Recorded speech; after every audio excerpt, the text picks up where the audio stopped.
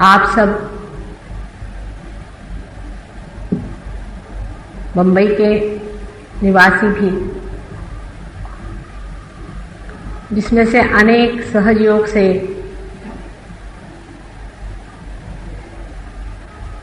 आशीर्वादित हैं, और वे भी जो कि आज प्रथम बार ही यहाँ प्रभु के प्रेम को स्वीकार करने के लिए पधारे हैं, सबको ही मेरा अभिनंदन है।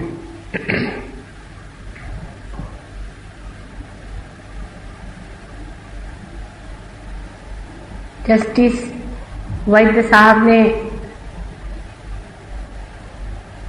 जो कुछ भी कहा है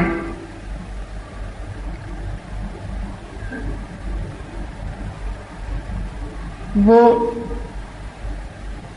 एक प्रकांड पंडित हैं, अत्यंत विद्वान हैं। मैंने तो कुछ भी जीवन में पढ़ा नहीं पुस्तक के रूप में, किंतु सारा पढ़ते हुए भी, सब किताब में खोजते हुए भी, उनकी दृष्टि में हनुमान जैसी एक आस्था है कि इसमें भी नहीं है, इस शब्दों में भी नहीं है, इसमें सिर्फ संकेत मात्र है, वो चीज अभी मिली नहीं, और जैसे ही मिल गई, जैसे ही प्राप्त की, उसे पहचान लिया। ये बड़ी भारी विशेष रूप की आस्था है। अधिकतर तो पढ़े लिखे लोगों ने कभी भी परमात्मा को स्वीकार किया ही नहीं था। ईसा मसीह को आपको आश्चर्य होगा कि एक जज ने ही सूली पर चढ़ाया था। आज कलियुग की ये महानता देखिए कि एक जज साहब ने उसी परमात्मा को स्वीकार्य ही नहीं किया है, किंतु उसका इतना सुंदर वर्णन किया। वे स्वयं ही बहुत बड़ी विभूति पूर्व जन्म जन्मांतर से रही हैं। वे अपने बारे में अभी कुछ इतना जानते नहीं हैं। इसी कारण खोज उनमें रही, इसी कारण अनेक लोगों में खोज रही। आप अगर शुरू से अब तक के जितने भी फिलॉसफर्स को पढ़िए, मैंने तो पढ़ा नहीं, लेकिन मेरे शिष्य मुझे बताते हैं। अभी एक बहुत विद्वान फ्रांसीसी महोदय लंदन में पधारे थे। वे भी, जिसे मैं कहती हूँ पार होना, वे हो गए। उन्होंने मुझे पत्र में लिखा कि आदि काल से हर एक फिलॉसफर ने एक बात की ओर संकेत किया हुआ था कि हम जो जड़ वस्तु हैं, हमारा मन भी जो जड़ वस्तु है, फाइनाइट है, वो इस सूक्ष्म में कैसे उतरेगा, वो इनफाइनाइट में कैसे उतरेगा। प्रश्न एक छोटा सा है कि हम सब जड़ वस्तु से बने हुए हैं और सीमित है, फाइनाइट। वो परमात्मा अगर इनफाइनाइट है, असीम है, तो उसमें कैसे उतर सकता है और उसे कैसे जान सकता है। अगर हम अपने मन से प्रयत्न करें परमात्मा को जानने के, तो हम पढ़ेंगे, लिखेंगे, किताबें हमारे सामने खुलती जाएंगी, लेकिन हम किस तरह से वहां कूद सकते हैं जो हमारा स्रोत है। सारा प्रश्न यहां आकर रुक जाता है। सारी समस्या यही एक है कि इस जड़ देह से उस चेतन में कैसे उतरा जाएगा, उस चेतन को इस जड़ता से कैसे जाना जाएगा।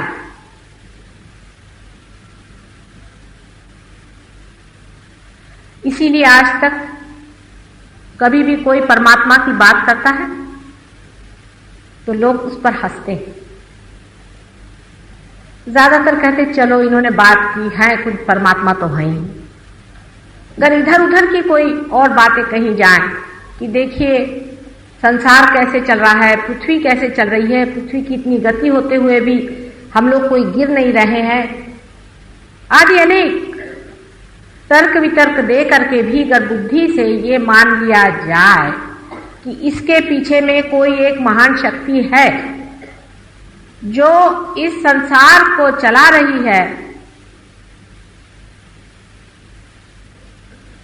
तो भी इस मनुष्य के बुद्धि से उसे कैसे जाना जाएगा, उसे कैसा समझा जाएगा।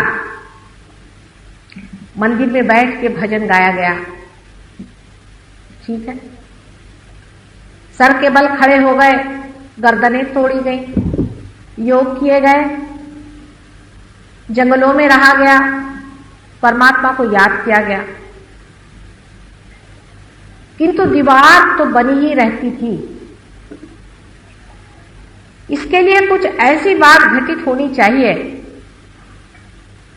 जिससे कि मानव उस इनफाइनाइट में, उस असीम में डूब जाए।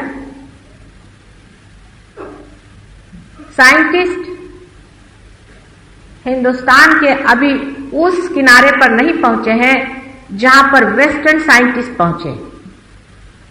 ये एक दुर्भाग्य ही है। वे लोग उस किनारे पर पहुंच गए, उस कगार पर पहुंच गए जहां से वे कह रहे हैं, जैसे साइकोलॉजिस्ट हैं, मनोवैज्ञानिक, वो ये कह रहे हैं कि अब साइकोसिंथेसिस होना चाहिए किसी तरीके से। माने ये कि हमारा मन अनेक हिस्सों में जो बटा है उसको किसी तरह से एक होना चाहिए। यहां तक कि वो लोग हायर सेल्फ की बात करने लग गए हैं, क्योंकि उनके यहां बहुत से ऐसे पेशेंट्स आते हैं, वो कहते हैं कि हमने तो कुछ हायर सेल्फ देखा है, कुछ एक अजीब अनुभूति हमें हुई। वो उनको पेशेंट्स कहते हैं। इस पर जुटे हुए हैं हर जगह लोग पता लगाने के लिए, लेकिन फिर बार बार वो यही कहते हैं कि हम इस जड़ शक्ति से, इस जड़ता से उस इनफाइनाइट में, उस असीम में नहीं उतर सकते। इस कारण उधर हमें प्रयत्न ही नहीं करना चाहिए, क्योंकि जैसे ही हम प्रयत्न करते हैं तब हमारी सुप्तावस्था में रही हुई जितनी भी जड़ शक्तियां हैं वो हमारे अंदर दौड़ने लगती। यानी जैसे कि रशिया में इन लोगों ने बहुत प्रयोग किए, अमेरिका में भी बहुत प्रयोग किए। उन प्रयोगों के कारण उनके अंदर से उन्होंने देखा कि गेहूं बहने लग गया, चावल बहने लग गया। किसी ने ये देखा कि एकदम अधांतरी उठने लग गए, यहां से टेबल उठ करके उधर जाने लगा, लेकिन दिमाग उनका एकदम घबरा गया। रशिया में खासकर लोगों ने इस तरह के प्रयोग किए। उन लोगों की किताबें छपी हुई, कभी आप लोग पढ़ें तो आप भी समझ सकते हैं। वो कहते हैं कि इससे शांति नहीं मिली हमको, अजीब तरह के अनुभव आने लगे। ये कौन सी शक्तियां हैं जो हमारे अंदर आ रही हैं? उनको इस बात का पता नहीं कि ये हमारी सबकॉन्शियस की, सुप्त चेतन मन की, जो सामूहिक रूप पे हमारे अंदर स्थित है। जो कुछ मरा हुआ है वो भी हमारे ही अंदर स्थित है। वो मरे हुए लोग हमारी मदद कर रहे हैं, ये वो नहीं जानते। कुछ साइंटिस्ट मेरे पास आए थे, बहुत बड़े देश के लोग हैं, बहुत बड़े साइंटिस्ट हैं। उनमें से कुछ चंद्रमा पर पहुंचे थे। वे आकर मुझसे कहने लगे कि मां, हम ये जानना चाहते हैं कि हम आकाश में किस तरह से उड़े। उन्होंने प्रयोग किए इसके, आपको आश्चर्य होगा कि हिंदुस्तान का साइंटिस्ट उस हद तक पहुंचा नहीं है जो इस चीज को सोच रहा है। हम अभी साइंस में अच्छा है, थोड़े पीछे ही है। मैंने कहा बेटे तुम क्यों उड़ना चाहते हो? अरे तुम तो पहले ही चंद्रमा पे पहुंच गए हो, अब तुम चाहते क्या? कल हम चाहते हैं कि हम आकाश में उड़े बगैर किसी की मदद के। मैंने कहा अगर मैं इसमें कहूं कि इसमें भूत तुम्हारी मदद करते हैं तो क्या तुम करोगे? कहले हाँ हम तो करेंगे क्योंकि फलाना देश है वो भी यही कर रहा है। मैंने कहा अगर वो लोग भूतों के सहारे जा रहे हैं तो तुम क्यों भूतों में फंसना चाहते हो बेटे? तुम अपनी शक्ति पर खड़े। चंद्रमा पर जाना कोई बड़ी भारी जरूरी बात। आज सारा संसार इतना ऊंचा बढ़ गया है, हम लोगों के यहाँ जरूर थोड़े से अभी प्रश्न है वो भी हल हो जाएंगे। खाने पीने के प्रश्न उन देशों में हल हो चुके हैं, अधिकतर प्रश्न इन देशों में हल हो चुके हैं, लेकिन उस संसार के लोग जितने दुखी हैं उतने आप दुखी हैं। घर घर में आग लगी हुई है, बाप बच्चे को खा रहा है, बच्चा बाप को खा रहा है, माँ का पता नहीं, बहन का पता नहीं, एक रव रव कलिजुग वहां खड़ा हुआ। इतने दुखदायी उनके अनुभव जीवन के हैं कि वो परमात्मा तो क्या पर किसी सुख को भी नहीं मानते कि संसार में कोई चीज सुख भी होता।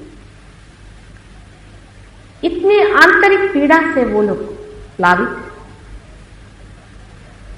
साइंस उस चीज को नहीं खोज सकता है, कारण साइंस हर एक चीज को अलग अलग विलगीकरण करता है, एनालिसिस। इसको एक जोड़ने वाली शक्ति कुंडलिनी है। जिन लोगों ने कुंडलिनी के बारे में बहुत पढ़ रखा है आपको आश्चर्य होगा, उन लोगों से मुझे कुंडलिनी समझानी नहीं पड़ती। हमारे देश में पढ़े लिखे लोग कहां कुंडलिनी के बारे में जानते हैं। आपकी बात छोड़िए, अब वो ये भी मानते हैं कि कुंडलिनी के जागरण के सिवाय आदमी उस स्थिति में नहीं पहुंच सकता, लेकिन उसके बारे में भी हजारों चर्चाएं संसार में है कि वो कुंडलिनी जो जगाता है उसे ये होता है वो होता है। मैंने देखा है वर्णनों में कि लोग कूदने लगते हैं, चीखने लगते हैं, चिल्लाने लगते हैं। कुंडलिनी जो कि आपकी मां, उसके जागरण से ये सब होना भी एक अजीब सी बात लगती है। इसका अर्थ सही यह है कि वो कुंडलिनी का जागरण न होते हुए किसी दुष्ट प्रवृत्ति का जागरण है।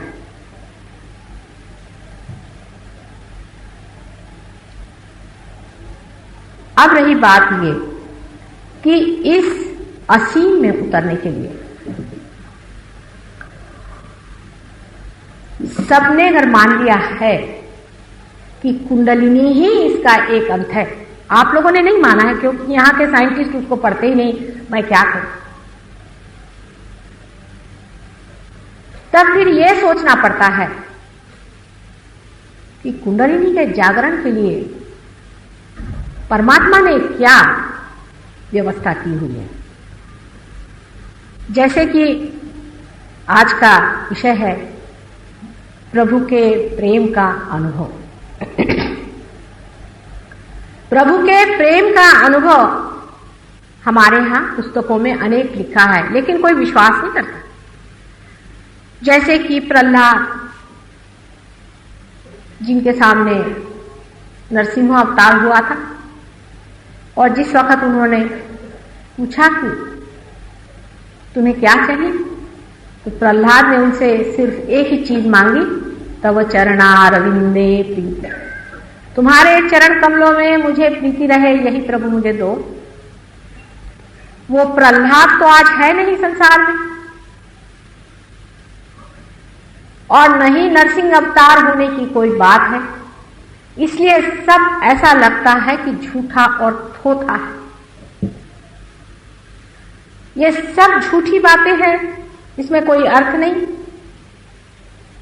अवतारादि वगैरह सब झूठी बातें हैं, यूं ही लोगों को भरमाने के लिए कहा गया।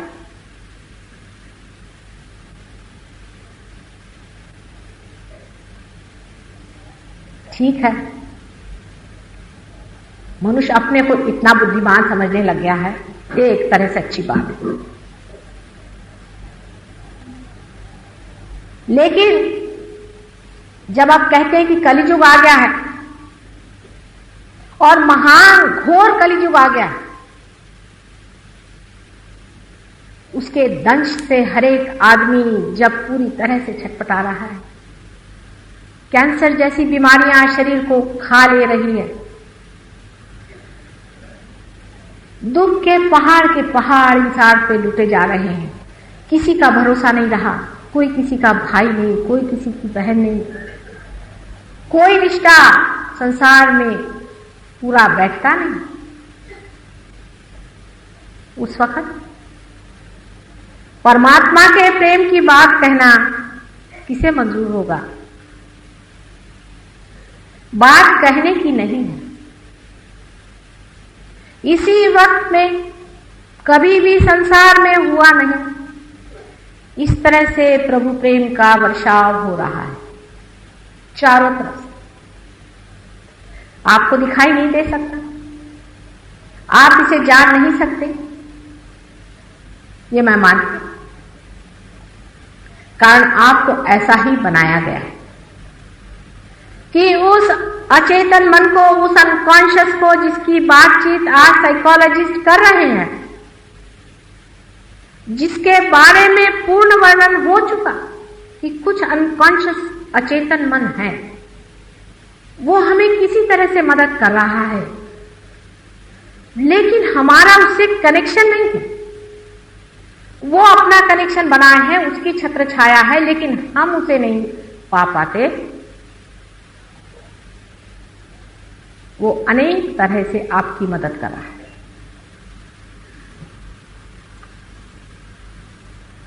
पहली बार आपकी मदद वो इस तरह से कर रहे हैं कि सारे मानव जाति में एक विचार चल रहा है कि समय बचाना चाहिए, समय बचाना चाहिए, समय बचाना चाहिए, समय व्यर्थ हो रहा है, समय व्यर्थ हो रहा है।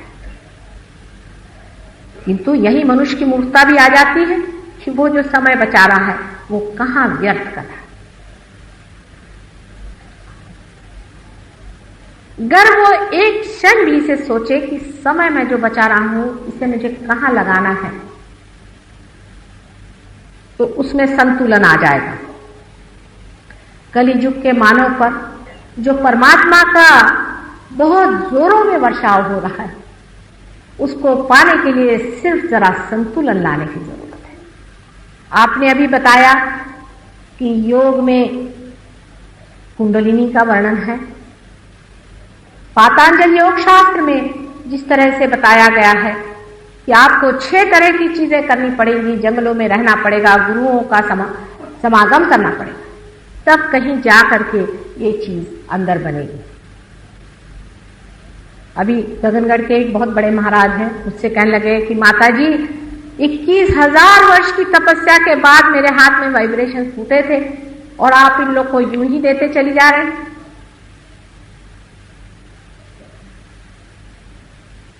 आपने अगर शंकराचार्य जी को पढ़ा होगा तो उन्होंने भी चैतन्य लहरियों पर अनेक श्लोक लिख दिए। या तो वो बिल्कुल ही झूठे थे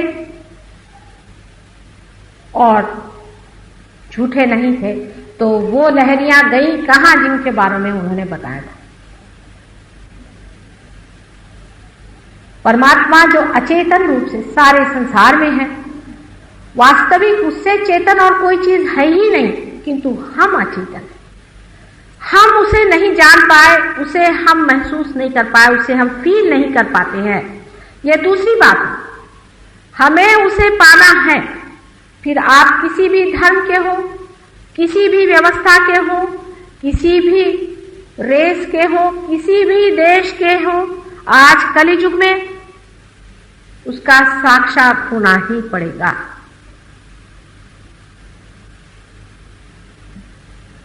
— 1979 से कलियुग खत्म होना चाहिए, शुरुआत हो गई।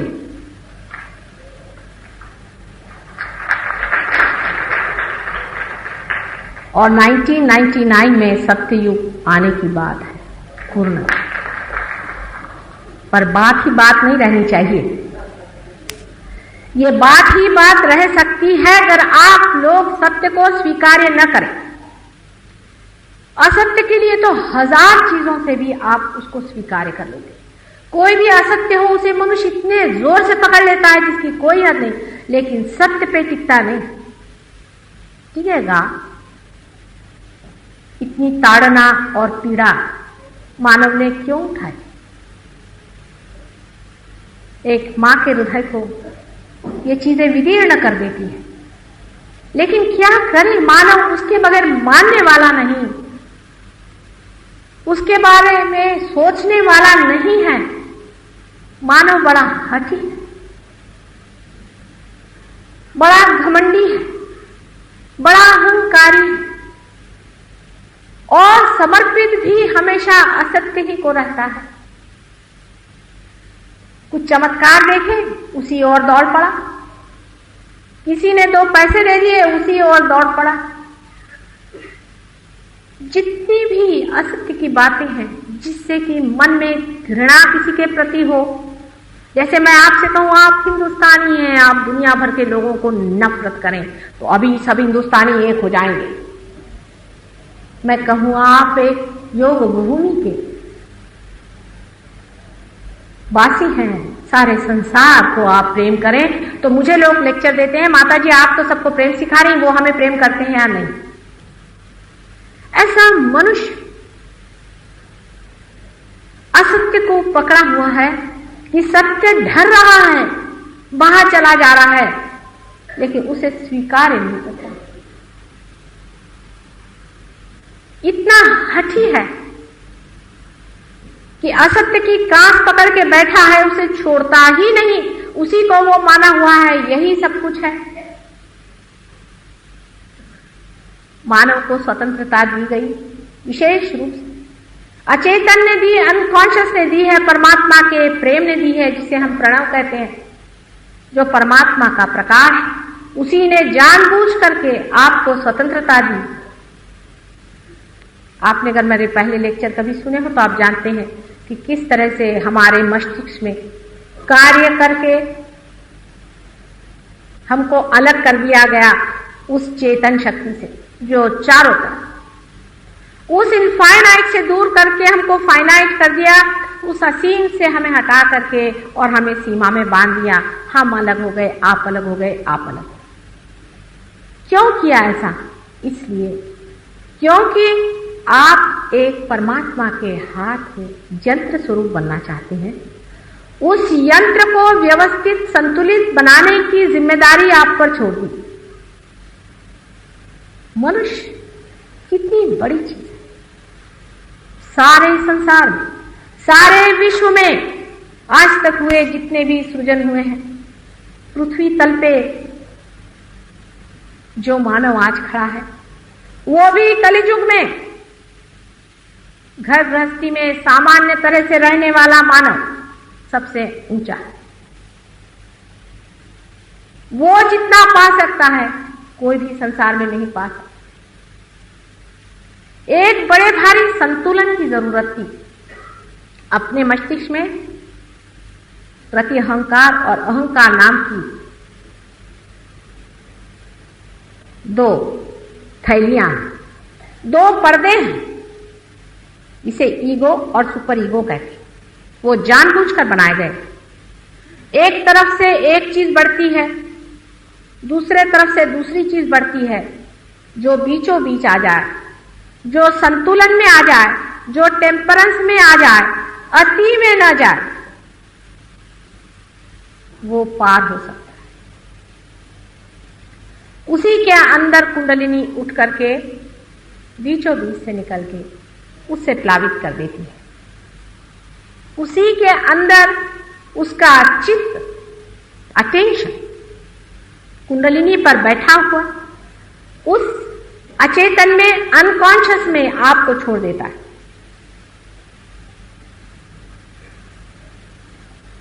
जैसे ही यह घटित होता है वैसे ही ऊपर से अचेतन अंदर बहने लगता है। आप एकाकार उस सागर से हो जाते हैं। मानो जैसे एक बूंद है, सागर में पड़ गया तो सागर हो गया।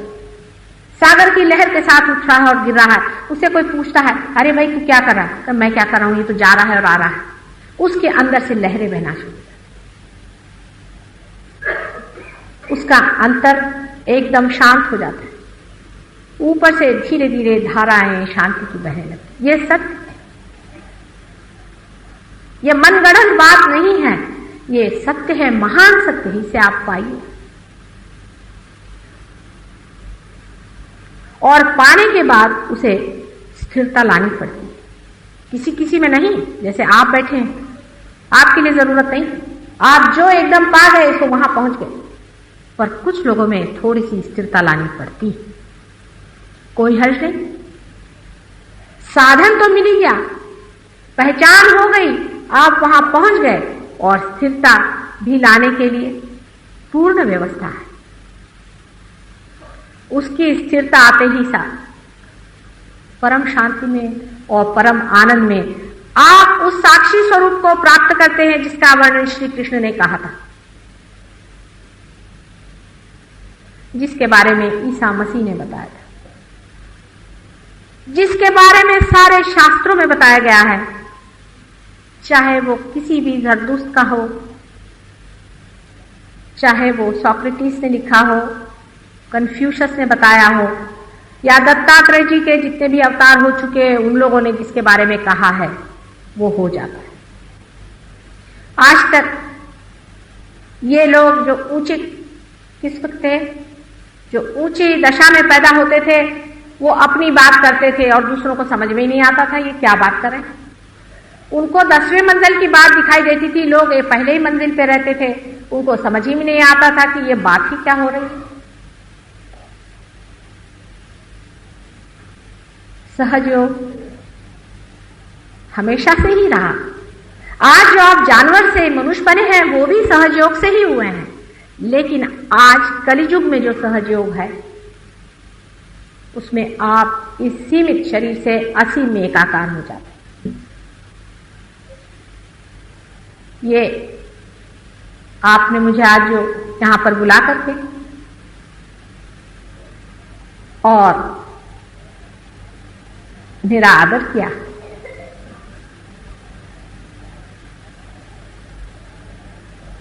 उसका कहना यही है कि इस आदर में उस परमात्मा का आदर करिए जो आपके दरवाजे पर बिल्कुल खड़ा हुआ है।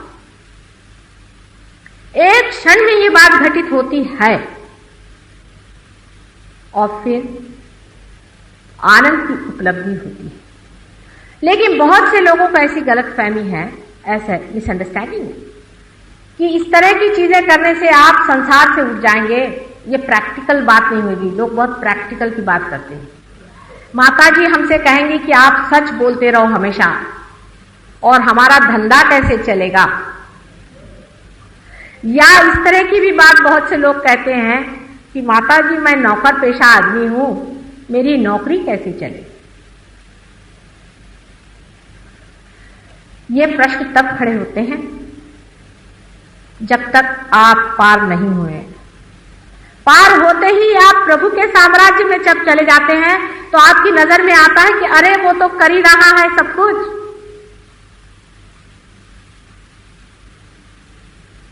एक उदाहरण के लिए बात बताएं कि सहज योग में कोई भी मनुष्य 70 साल से पहले नहीं मर सकता अगर वो पार हो गया है।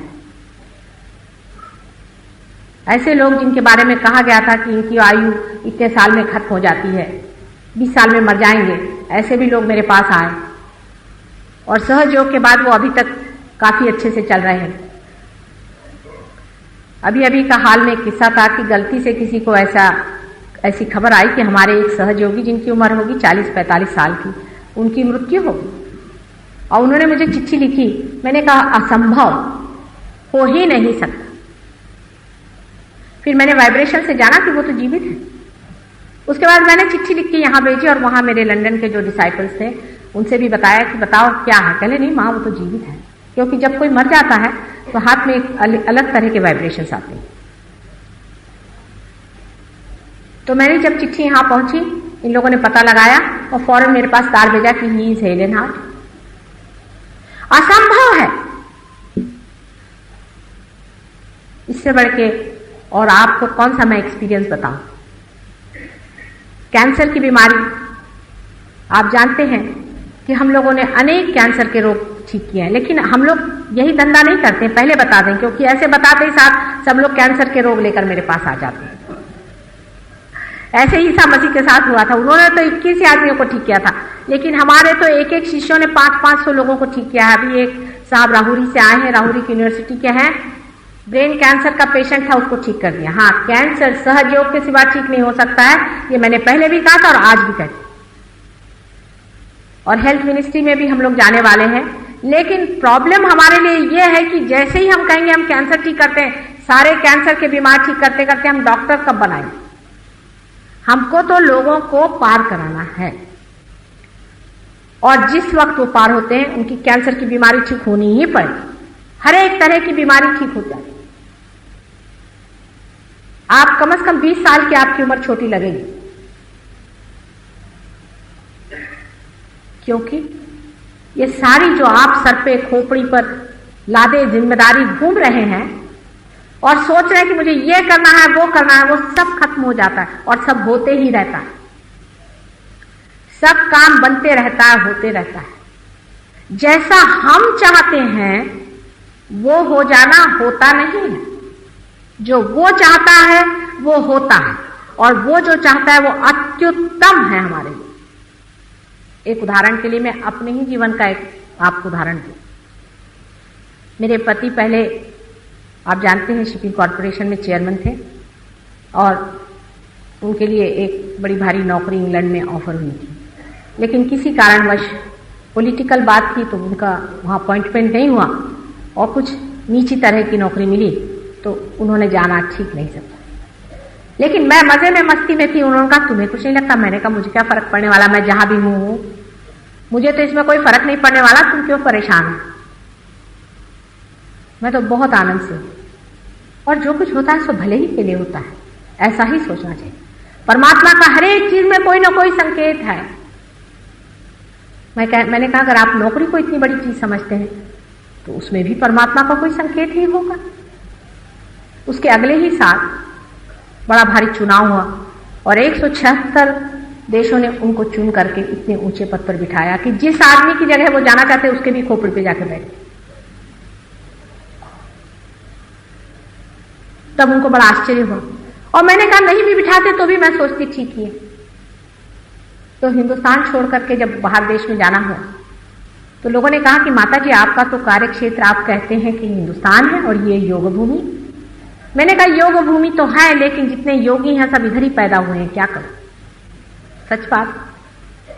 आपको आश्चर्य होगा कि हिंदुस्तान के सारे योगी आजकल उधर ही पैदा हुए हैं, यहां नहीं। यहां तो कीचड़ जैसा मुझे लगता है, आप माफ करें, लेकिन है। उन लोगों को आप एक एक को देखिए तो आपको आश्चर्य होगा कि कितनी महान व्यक्ति एक एक, उनके लिए परमात्मा कितनी बड़ी चीज है, उनके खोज में कितनी सच्चाई है, कितनी गहराई है। सर्वस्व अर्पण करके भी वो चाहते हैं कि हर पल इसी में बने। अभी एक साहब यहाँ आए थे, वो भी यूनाइटेड नेशंस में बड़े भारी ऑफिसर हैं, हमारे लोगों से मिले। ये लोग दंग हो गए, कहने लगे भाई मुझे सिखाओ, गणपति की पूजा सिखाओ। लोगों ने पूछा तुम गणपति की पूजा करोगे? तुम तो ईसाई हो। नहीं, मैं ईसाई नहीं हूं, मैं किसी धर्म का नहीं हूं, मैं सहज योगी हूं। गणपति के बगैर कुछ नहीं हो सकता। पूजा क्या है? पूजा भी उसी असीम में उतरने की बात। नमाज क्या है? उसी असीम में उतरने का मंत्र है। प्रेयर क्या है? उसी असीम में उतरने की एक व्याख्या है। लेकिन बगैर परमिशन के, बगैर कनेक्शन के कोई भी इसका अर्थ नहीं लगता। आप करते रहें जितनी पूजा करें, किसी काम का नहीं है। आज ही एक स्त्री हमारे पास आई थी, मुझसे कहने लगे कि माता जी मुझे हृदय की बहुत तकलीफ है। मैंने कहा तुम कौन सा मंत्र कहती हो? कहले मैं कहती हूँ ओम नमो शिवाय। देखिए आप कि शिव का नाम, शिव तो हृदय में बैठे, उनका हृदय में ही स्थान है। जिसने शिव को पा लिया उसका हृदय इधर से उधर होना असंभव। और वो ओम नमः शिवाय का जप कर रही है और हृदय उनका खराब, ये कैसे? मैंने एक ही बार उनको याद करते ही उसका हृदय एकदम स्थिर हो गया। शिव जी जाग गए वहां पर। क्या अंतर है उनमें मुझ में? एक ही अंतर, मेरा शिव जी से कनेक्शन है। मैंने उनसे परमिशन ली हुई है। जैसे किसी के घर पे आपको जाना है तो आपको उससे परमिशन लेके जाना पड़ती है। अब आज जस्टिस वैद्य के यहाँ आपको अगर जाना है, आप जाके दरवाजे पे ठोका मारेंगे तो वो आपको पुलिस में बंद करवा देंगे। लेकिन आप कायदे से उनके पास पहुंचे तो वो भी आपकी आवभगत करेंगे, कहेंगे बैठिए, आइए विराजिए। कनेक्शन के बगैर जितनी भी पूजा अर्चा आदि होती है और वो भी अतिशय में जब जाती है संतुलन से परे, उसका नुकसान होता है। आपने हठ योग पे भी कहा, हठ योगियों के प्रति मेरा यही आज तक अनुभव रहा है। आश्चर्य की बात, अमेरिका में भी बहुत हठ योगी कि जितने भी हठ योगी हैं सबको हार्ट की ट्रबल, बड़ा आश्चर्य होता है। हठ योगी तो विशेषकर शिव के बहुत बड़े पुजारी होते हैं। उसका कारण यह है कि हठ योग संसार में रहने वाले लोगों के लिए नहीं, जंगलों में रहने वाले हैं परशुराम के लिए। संतुलन से थोड़ा बहुत करना दूसरी बात, लेकिन हठ योग आप लोगों के लिए नहीं। अगर आप उसको अतिशय करेंगे तो हृदय का आपका प्रॉब्लम होने ही वाला। अभी आप देख रहे हैं कि संसार में एक हरे रामा हरे कृष्णा लोग आते हैं। लंदन में कितने ही उनके शिष्य मेरे पास आते हैं, उनको यहाँ पर कैंसर की बीमारी, सच बात मैं आपसे बता रही हूं, मैं आपकी माँ हूं, जो गलत बात है उसके लिए मुझे बताना ही हो। उनको यहाँ पर कैंसर की बीमारी, आपको आश्चर्य होगा कि इस कंठ में श्री कृष्ण का ही वास है, वही विराजते हैं यहाँ पर। जब कभी किसी को कंठ में या सर्वाइकल प्लेक्सस में कोई भी शिकायत होती है तो श्री कृष्ण का, राधा कृष्ण का नाम लेना पड़ता है, कुंडलिनी शास्त्र। और इनके यहाँ पर देखिए कि इनकी जो कुंडलिनी अवरुद्ध तो है ही, लेकिन यहाँ पर श्री कृष्ण ही नाराज बैठे हुए हैं, वहां से लुप्त हो गए। क्या वजह है? हम लोग सोच रहे हैं क्या हमारी संस्कृति फैला रहे हैं, हालांकि उसमें संस्कृति कुछ नहीं फैलाते वो लोग।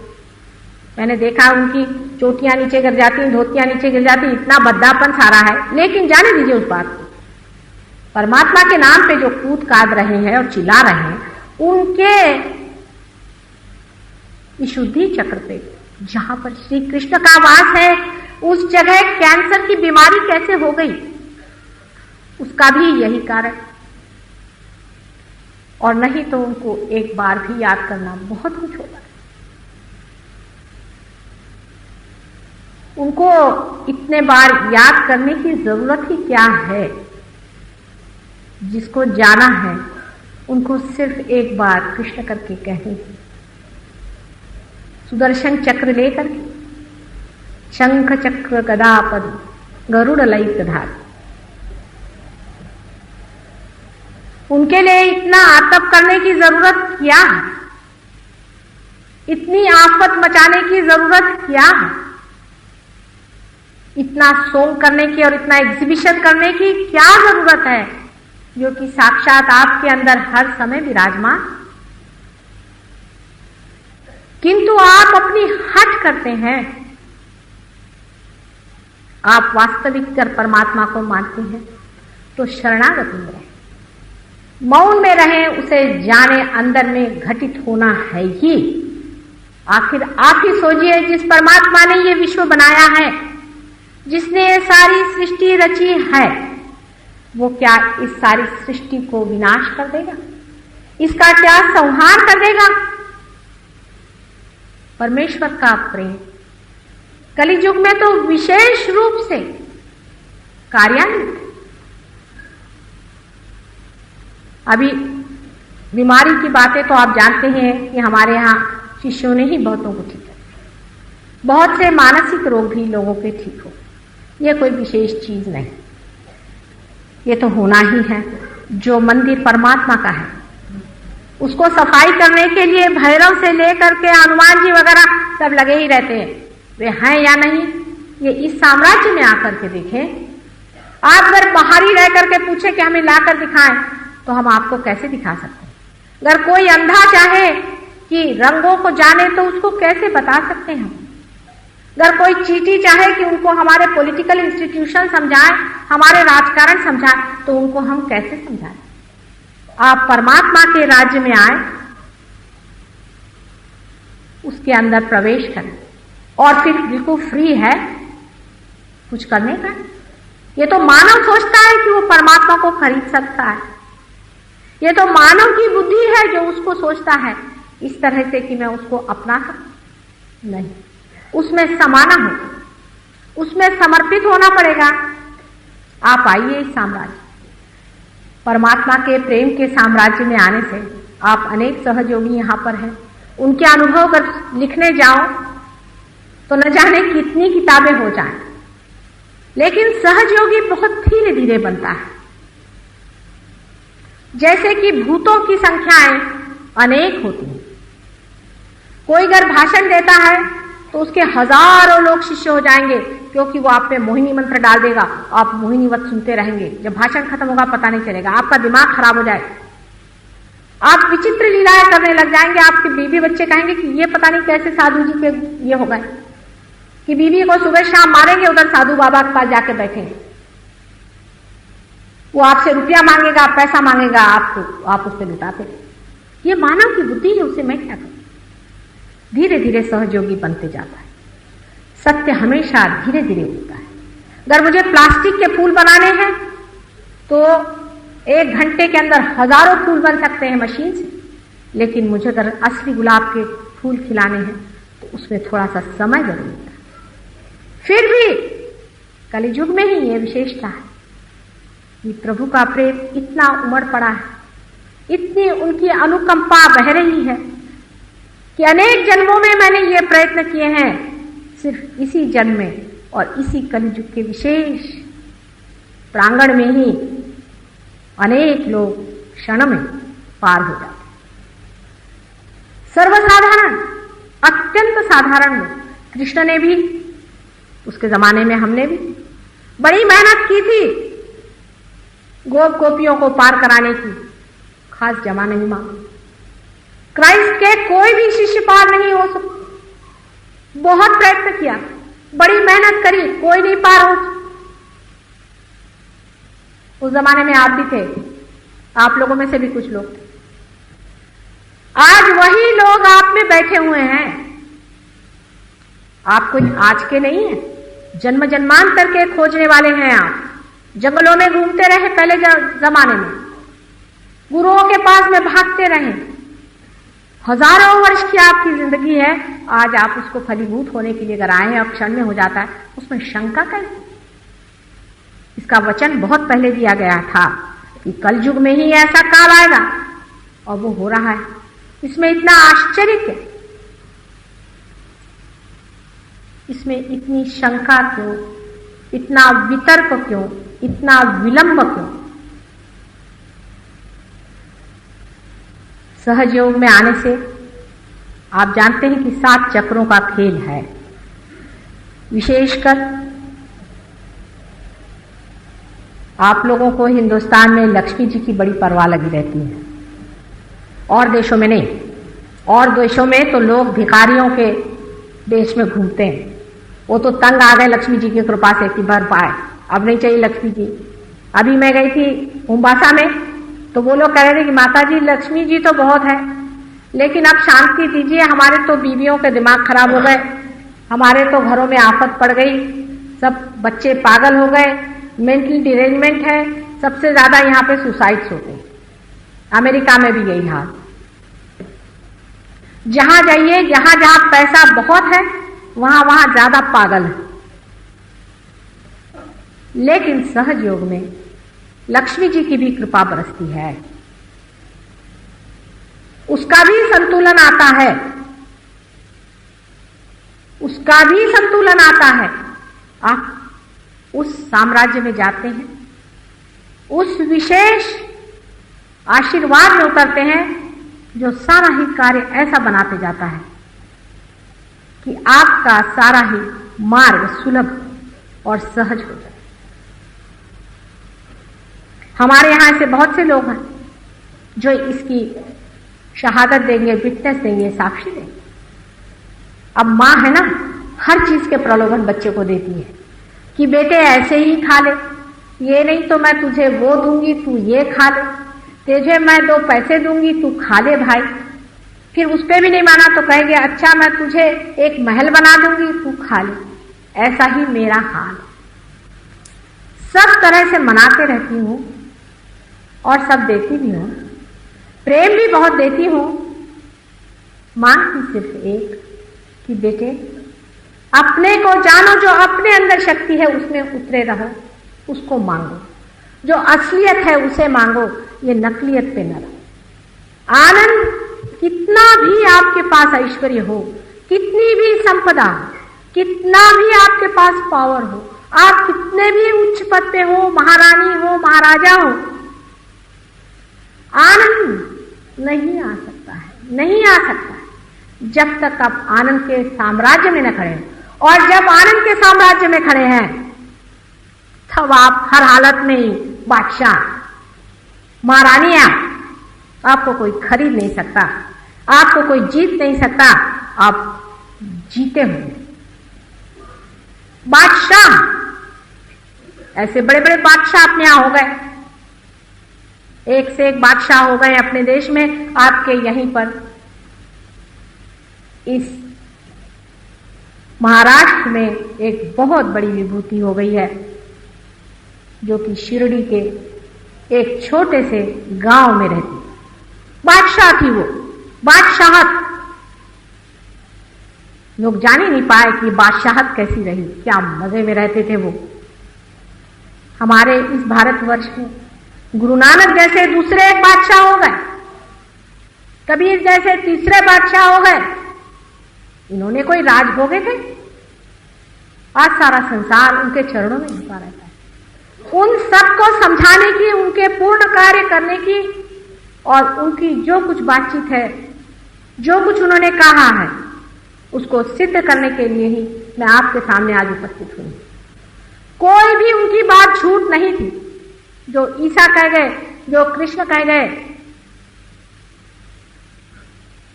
जो गीता में है, जो वेदों में है, जो बाइबल में है, जो कुरान में है, सारी बातें मैं आपके सामने सिद्ध करके दिखाना चाहती हूं। दिखने को तो मैं बहुत साधारण सी एक स्त्री, ठीक, मेरे ही अंदर से वो शक्ति आपको सिद्ध करके दिखा सकती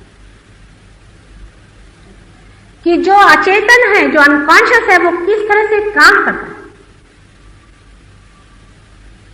जब आप पार हो जाते हैं, हर एक उंगली पर, हर एक जगह पर आपके चक्र हैं, वो बताता है देखो यहां पर इनको प्रॉब्लम है, यहां पर इनको शिकायत है, उंगलियों पर। माने वो शब्दों में नहीं बताता है, आपको जला के बताता है, ठंडा करके बताता है। जैसे आपके अंदर ठंडी ठंडी लहरें भरने लगी, वो आशीर्वाद रूप से चला आ रहा है, ठंडा ठंडा हिमालय से, जैसी कि कोई धाराएं चली आ रही।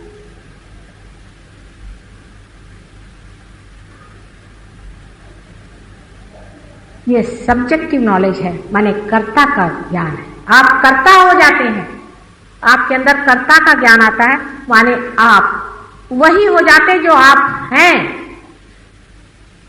बाहर पढ़ने की कोई जरूरत, किताबों में देखने की कोई जरूरत नहीं है, सब यहीं पे लाइब्रेरी है। कोई बड़े बड़े विद्वान मेरे सामने आते हैं, कहते माता जी आप तो वहां की बात करें धेरण्य संहिता की। मैंने कहा भाई संहिता तो छोड़ो, मैंने कभी उपनिषद भी पढ़े नहीं, कभी गीता भी पढ़ी नहीं, तो फिर ये जाना कैसे? क्योंकि जहां से जाना जाता है वो तो अंदर ही है, अपने दिमाग में ही सारा बैठा हुआ है ना। आपके अंदर अगर लाइब्रेरी, आप जो चाहे खोल लीजिए, पढ़ लीजिए। आप पूर्ण ज्ञान में हो जाते हैं, फिर जो आप बोलते हैं वो सत्य है। आप पूर्णतः सत्यमय हो जाते हैं, जो भी आप कहते हैं उसका आप साक्षात करा सकते हैं।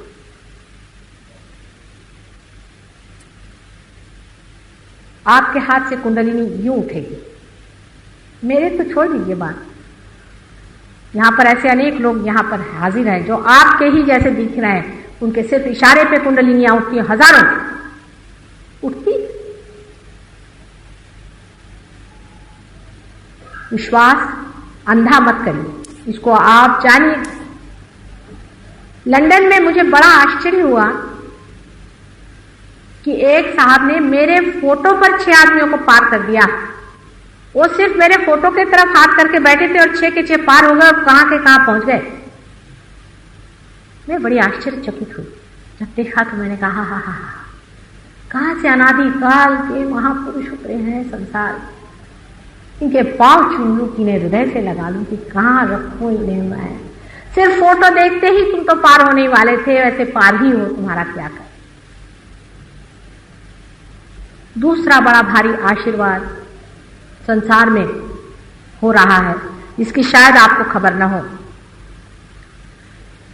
बहुत से छोटे बच्चे जिनकी उम्र 8 साल से नीचे है, कुछ तो 12 साल के भी मैंने देखे, अमेरिका में भी है, लंदन में तो बहुत है और यहां पर भी है।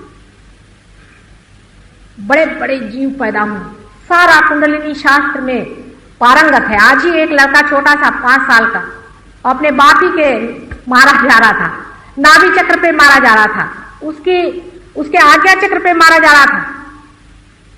वो समझ रहा था इसकी ये चीज पकड़ गई, उसकी वो चीज पकड़ गई, उसको कुछ बताना नहीं था, मारे जा रहा था। छुड़ा के ही छोड़ा उसने, जब तक उसका छूटा नहीं उसके 2-4 लगा के कुत्ते और उसको छुड़ा लिया। साक्षात ज्ञान, उनका एक एक हाथ का इशारा, उनकी एक एक चलन, उनकी एक एक बातचीत, सब में ज्ञान। हमारी भी एक नातिन है, दोनों नातिन मेरे बहुत पहुंचे हुए हैं, दोनों ऐसी पैदा हुए। बड़े एयरपोर्ट पे हम लोग गए तो यूं यूं यूं हाथ चला लगे। मैंने कहा क्या कर रही हूं? नानी सबको बांध रही हूं, इतने कितने काले यहां पे घुसे हुए हैं। काले का मतलब उनका होता है जिसे आप कहते हैं नेगेटिव, सबको बांध रही हूं। इतनी छोटी सी 3 साल की थी तो बताने लगे कि सहयोगियों से बताती थी कि देखिए हमारा मन जो है घोड़ा है, घोड़े पर बैठिए, घोड़े को अपने ऊपर मत बैठने दीजिए और हमेशा सफेद घोड़े पर बैठना। देखिए कलयुग में कहा गया है कि सफेद घोड़े पर सवारी हो। 3 साल की उम्र में छोटा बच्चा बता। ऐसे अनेक बच्चे हमने देखे हैं जो आपके भारतवर्ष में भी मैं कहती हूं कम से कम 300 बच्चे मैंने देखे हैं।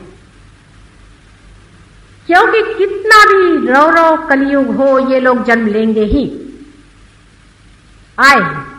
और इसके अलावा राक्षस भी जन्म ले रहे हैं, नहीं तो कलयुग रंगेगा कैसे। और बहुत से जानवर भी जन्म ले रहे हैं। साधारण मनुष्य जरा कचराते हैं जन्म लेने में, क्योंकि वो जानते हैं कि हालात बहुत खराब है। इतने जानवर जन्म ले रहे हैं कि इसी से पॉपुलेशन भी बहुत बढ़ रहा है। जिस दिन सतयुग आ जाएगा ये संख्या अपने आप घट जाएगी, साधारण मनुष्य जन्म लेगा। क्योंकि जो इसे देखता है कि यह रौरव स्थिति है वो क्यों शरीर धारणा करे बाबा, इस आफत में क्यों जाए जहां बाप बाप नहीं रहा, बहन बहन नहीं रही। ऐसी आफत में कौन अपने को फंसाना चाहेगा। ऐसे महान विभूतियां तो जन्म ले रही हैं ही, लेकिन उनके साथ दूसरी शक्तियां भी जन्म ले रही।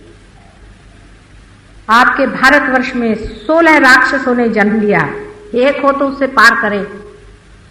अब संहार की भी बात नहीं हो सकती, क्योंकि उनका संहार करें, एक सांप उनमें से मर गए तो वो भूत बन के और छा रहे। इतनी दुष्ट प्रवृत्तियां संसार में कहां से आई हैं, उसका सोर्स क्या है, उसका स्रोत क्या है, इसको आप लोग कैसे समझेंगे, उसका निदान आप लोग कैसे देंगे। साइंटिस्ट लोग बताएं कि यह कैसे हो रहा है, साइंस से बता सकते हैं। साइंटिस्ट का तो ये हाल है कि अमेरिका में बहुत से लोगों ने गांजा और ये पीना शुरू कर दिया। तो 5 साइंटिस्ट लोगों की कमेटी बनाई गई, इसका पता लगाए कि गांजा वांजा पीने से क्या होता है। वो पता लगाने को गए तो उन पे ये भूत बैठ गए। यही लोग गांजा पीने लग गए, इन्होंने सब रिजाइन कर दिया, अपनी जॉब वगैरह रिजाइन कर दी और सब लोग गांजा पीने लगे। अगर इतने बड़े साइंटिस्ट थे तो फिर गांजा क्यों पीने लगे? शराब क्यों पीते हैं इतना ज्यादा?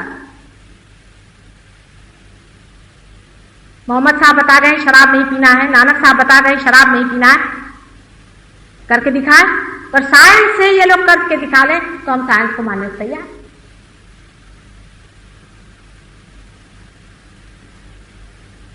ये लोग क्या खुश हैं? आप लोग तो थोड़े बहुत खुश हैं, लेकिन उन लोगों ने जिन्होंने साइंस में इतनी प्रगति की है वो बहुत बड़े दुख से फंसे। यूनाइटेड नेशंस के सामने एक बड़ा भारी प्रश्न है, आपको पता है कि जो डेवलपिंग कंट्रीज है, जो कंट्रीज बढ़ रही हैं, उनको इस जंजाल में फंसाए कि नहीं जिसमें हम लोग फंसे हैं। नेपाल के बारे में विशेषकर लोगों ने ये रिपोर्ट दी कि यहां लोग गरीब जरूर हैं लेकिन बहुत खुशहाल हैं, बहुत आनंद में हैं। आप क्यों इनका सत्यानाश करना चाहते?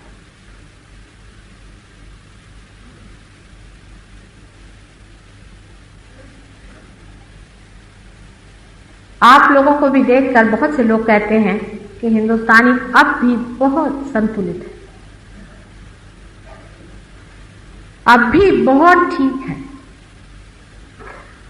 अब भी इतनी दुख की पराकाष्ठा में नहीं पहुंचे। इनको क्यों तुम लोग डेवलप करके और इस चक्कर में फंसा रहे हो जिसमें हम लोग फंसे? फिर हमको ये सोचना है, क्या हम शॉर्ट सर्किट कर सकते हैं? क्या हम इस प्रगति को किसी तरह से छोटा कर सकते हैं?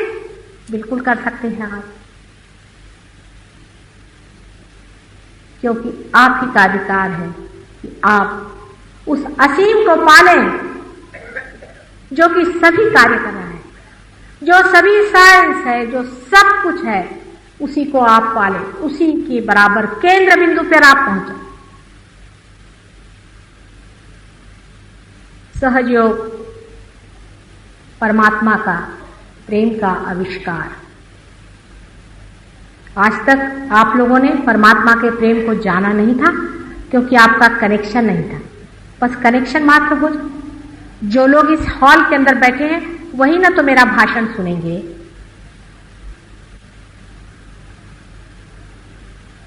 उसी प्रकार जो परमात्मा के साम्राज्य में आ जाएंगे वही उसका सर्वव्यापी स्वरूप, हर एक कण कण में बैठी हुई बात जिसे कहते हैं, उसका सारा सिद्धांत उन्हें दिखाई। कोई शंका रह ही नहीं जाएगी। क्या कमाल है उसका, क्या चमत्कार है। नहीं तो वैसे ही लंदन में चर्चेस बिक रहे हैं, बेचे चर्चेस, क्या करें, जैसे खरीदे थे वैसे बेच रहे हैं। आश्रम बिक रहे हैं हिंदुस्तान।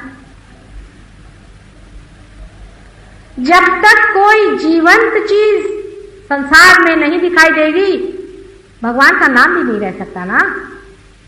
लेकिन परमात्मा तो जीवंत, सिर्फ आप उसे पाले, क्योंकि आप लोग स्टेज पर हैं। आप ही के थ्रू ये होने वाला है, आप ही की वजह से ये होने वाला है, क्योंकि आप लोग सब स्टेज पर हैं।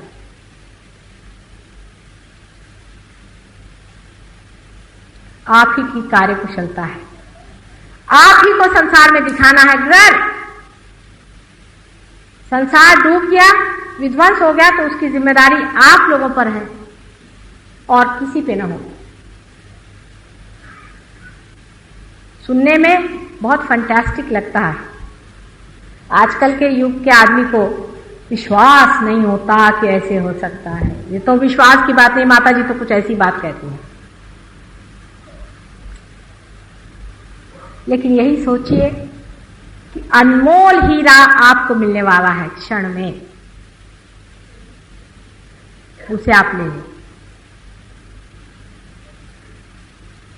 आप लोग मेरी ओर थोड़ा हाथ करके जरा बैठे थोड़ी देर।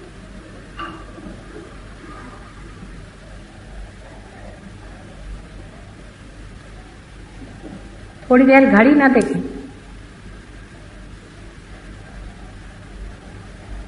ये महत्वपूर्ण है, सबसे महत्वपूर्ण यही है।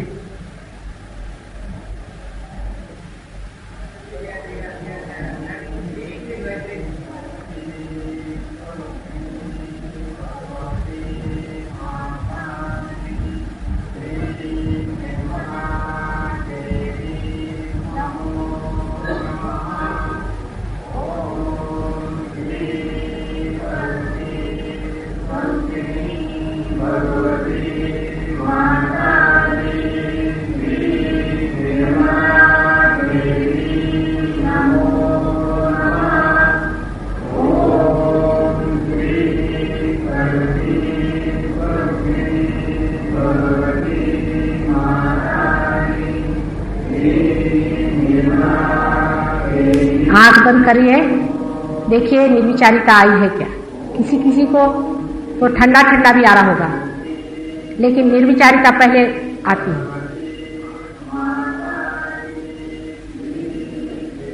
बीच में से मत उठिएगा, जरा थोड़ी देर 5 मिनट बैठ जाइए।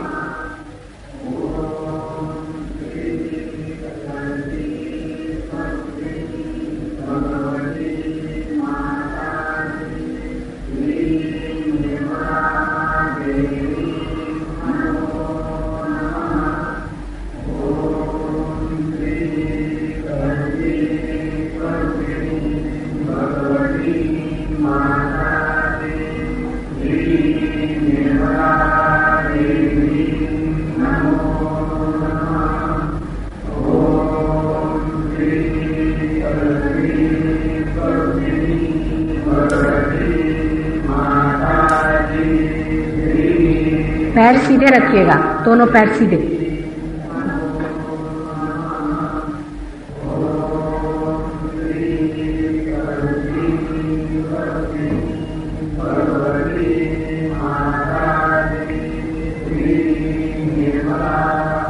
अगर आंख बंद नहीं हो रही है तो आंख खोल दीजिएगा, अगर आंख फड़क रही हो।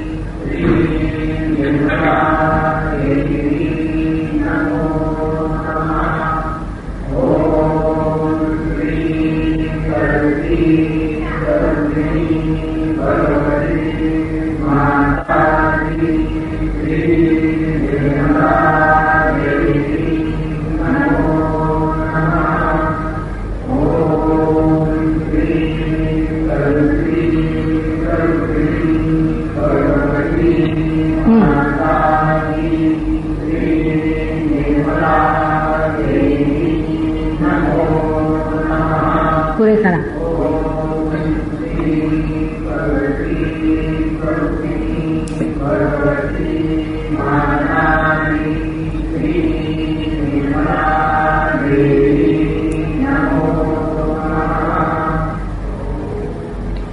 आप लोगों में से बहुत से लोगों में निर्विचारिता आई है, मैं जान रही हूँ।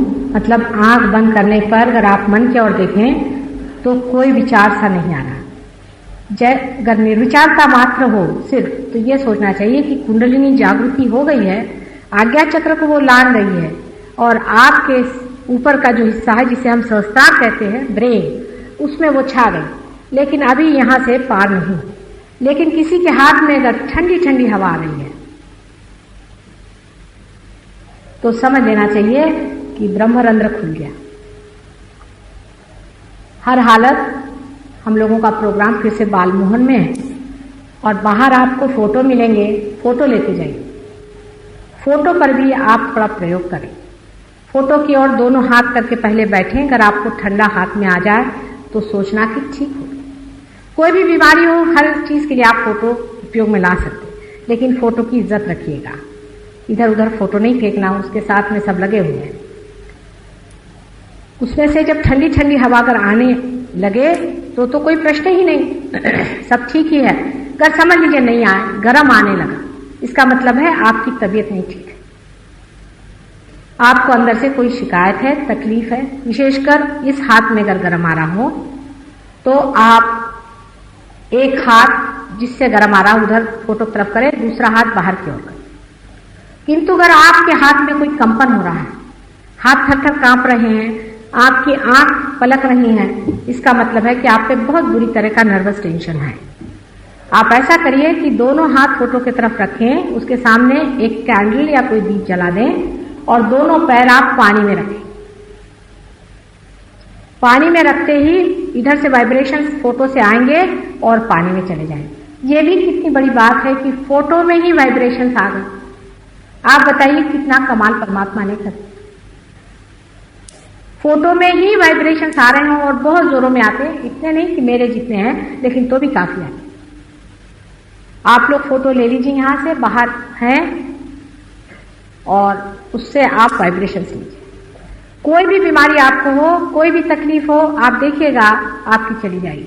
अगर आपको नींद की शिकायत हो, अगर आपको बहुत शरीर में विचलन हो, दिमागी परेशानी हो, आपके घर में कोई आदमी अगर पागल हो, कोई भी तरह की शिकायत हो, आप सब कुछ उस पर ट्राई करें। लेकिन अगर आपके अंदर से अगर ठंडा ठंडा आ रहा है तो आप किसी भी बीमार को भी ठीक कर सकते हैं। आप अपना एक हाथ फोटो की तरफ करें और दूसरा हाथ उस आदमी की तरफ करें, क्योंकि आप अंदर से खोखले हो गए, आपके अंदर से वाइब्रेशन जाना शुरू हो जाए।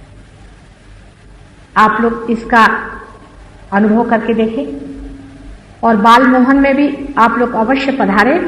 वहां पर विशेष रूप से और भी मैं आपसे बता सकूंगी कि इससे आगे क्या करना है। 7 दिन के अंदर आपके अंदर अगर ठंडक हवा नहीं आने लगी तो आप दोनों हाथ फोटो की ओर रख के और पैर पानी में रख दीजिए, एक दीप जला लीजिए। हो सकता है कि आपके अंदर कोई बड़ी बीमारी हो जिसका आपको पता नहीं, और हो सकता है कि आपके ऊपर कोई भूत बाधा हो गई हो, कोई आप पर ऐसी बात आ गई। आप दोनों हाथ फोटो की ओर करके और दोनों पैर पानी में किसी बेसिन में नमक डाल के रख लीजिए। थोड़ा सा गुनगुना पानी हो, अगर ठंड हो तो आप प्रयत्न करके देखिए और देखिए इससे कितना लाभ होता है। बालमोहन में भी जब आप आइएगा तो मैं आपको आगे की बात बताऊं। इसका शास्त्र बहुत कठिन है, ये तो बात सही है। इंजीनियरिंग बहुत कठिन है, लेकिन इसका कार्य बहुत ही सहज और सरल है। जैसे कि एक आप लाइट जलाना हो, एक आप स्विच ऑन कर दीजिए, बहुत ही सहज है। और वो फोटो में आप उसे देखिएगा, आपको उसका लाभ होगा। आप लोगों से मैं इतना ही कहना चाहती हूँ कि मेरा विश्वास रखें कि परमात्मा साक्षात हैं, हर जगह स्थित हैं और आप पर अत्यंत प्रेम करते। मेरा जो प्रेम आप देख रहे हैं वो उन्हीं का प्रेम है और वो आपसे इतना प्रेम करते हैं, इतना प्रेम करते हैं कि आपको ही आज सरताज बनाया हुआ है और आप ही के अंदर से ये उनकी महान लीला संसार में बहने वाली।